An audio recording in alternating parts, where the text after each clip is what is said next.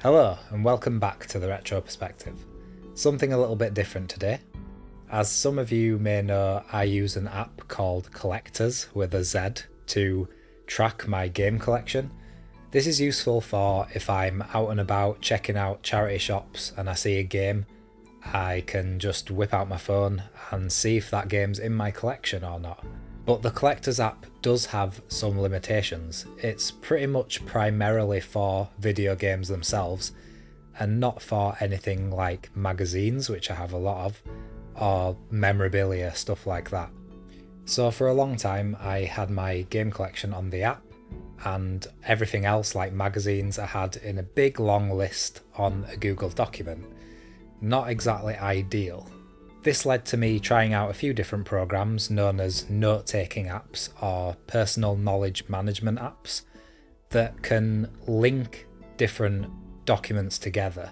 For a while I was using this one called Obsidian, which allowed me to put each of the games I played as their own separate document, and I could add different metadata to that, such as whether I'd completed it or whether it was in my collection, and also link between documents. Say if I'd reviewed the game, I could easily get to my review and look that up.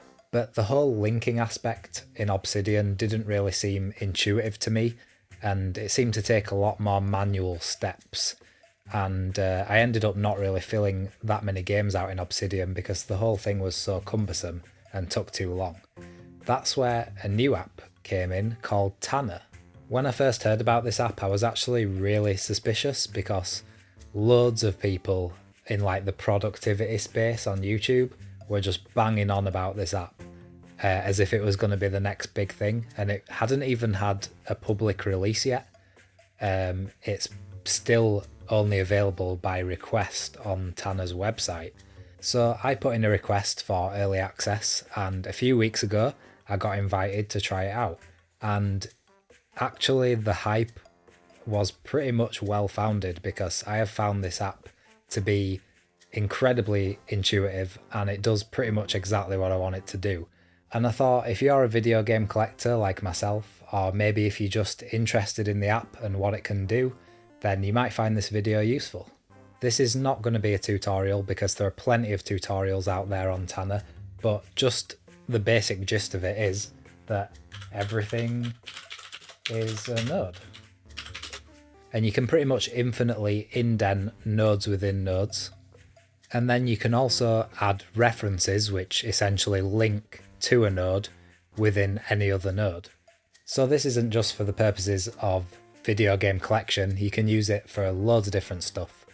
Me personally, I'm keeping track of to-do lists, my schedule, and scripts and reviews for YouTube. So if we jump into my video gaming node here, first thing we'll see is a big list. This is the game rankings node, and I'm kind of using this as just a master list of all the games that I've played in order of best to worst. So Factorio is my favourite game of all time, that's at the top, Dragon Quest, Metal Gear Solid. These are all the amazing games, and they go all the way down to Skatebird, which I gave a 1 out of 10. And of course I also gave Star Ocean 5 a 1 out of 10, just out of pure anger I suppose. And of course you'll notice all of these say hashtag game. This is something in Tana that they've called super tags, which means every time I type something and it gets this hashtag, which is all automatic if I type something in game rankings.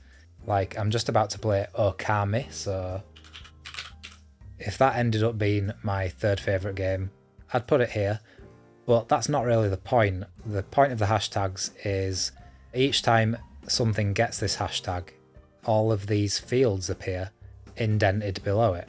These are fields that I've specifically set up for the game hashtag, and you'll notice that some of them actually get their own tags filled in automatically, which you can also set up, basically to cater to whatever you want out of this. And of course, if I was to click the PS2 node here, I would see below all of the nodes that are referencing PS2, and it appears as platform in these nodes. There is of course an even better way of doing this that lets you search for pretty much whatever you want and whatever fields you want in a really specific way, and you can also place it wherever you want. Just for this example, I'm going to put it on my worktop node. I'm going to create a search node which is going to list all of the nodes that has the game tag that I've listed as owning a physical copy on the PS2 platform. Of course, you're not seeing tons of games here yet because I've only just started using this app. I'm still in the process of filling things in, but it just gets more and more easy as you use the app. Whereas I found before using other apps, I was just spending way too much time filling all this in. A lot of it, if you set it up right, is very much automatic. With every single node, you can also change the view that you're seeing it in. So say I wanted a table with all the information all there laid out, I can see that. But I think what's going to be even more helpful for my channel and interesting moving forward is how I've got the magazines set up. Under the magazines node, I've set up the different series of magazines as tabs. Obviously these are going to get filled out a lot more. PlayStation Power, video and computer games, all the different series of magazines that I have. I've started filling out the official PlayStation magazine section with each demo that it comes with. You might think, well, that's pretty simple. It's actually not. The demos that came with the PlayStation magazines go back to demo 1 at a certain point, so they're demo 1 volume 2. So it's good to know which magazines go with which demos in that regard. I've listed whether it's complete, as in I have the demo and the magazine, or whether I just have the magazine or just the demo.